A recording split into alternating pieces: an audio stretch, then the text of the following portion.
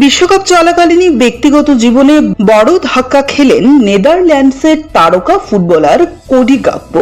তার সঙ্গী নোয়া ভেন্ডার বিজ গর্ভাবস্থায় তাদের অনাগত পুত্র সন্তানকে হারিয়েছেন। এই মর্মান্তিক খবর নিজেই সমাজ মাধ্যমে জানান বিজ।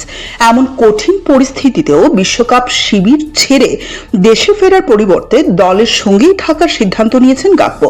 নেদারল্যান্ডস ফুটবল সংস্থা জানিয়েছে, পরিবারের সঙ্গে আলোচনা করেই তিনি এই সিদ্ধান্ত নিয়েছেন।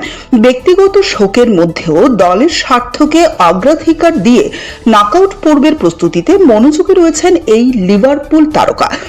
নোয়া ভেন্ডার বিজ সমাজ মাধ্যমে লেখেন, গর্ভাবস্থাতেই তাঁদের পুত্র সন্তানের মৃত্যু হয়েছে। একই সঙ্গে তিনি সকলের ভালোবাসা ও সমর্থনের জন্য কৃতজ্ঞতা প্রকাশ করেন। অন্যদিকে গাকপো এক বিবৃতিতে এই কঠিন সময়ে তাদের পরিবারের ব্যক্তিগত গোপনীয়তা বজায় রাখার অনুরোধ জানান।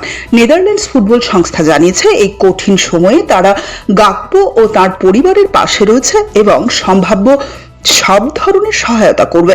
উল্লেখ্য, চলতি বিশ্বকাপে গাকপো দুর্দান্ত ফর্মে রয়েছেন এবং দলের অন্যতম গুরুত্বপূর্ণ খেলোয়াড় হিসেবে বিবেচিত হয়েছেন।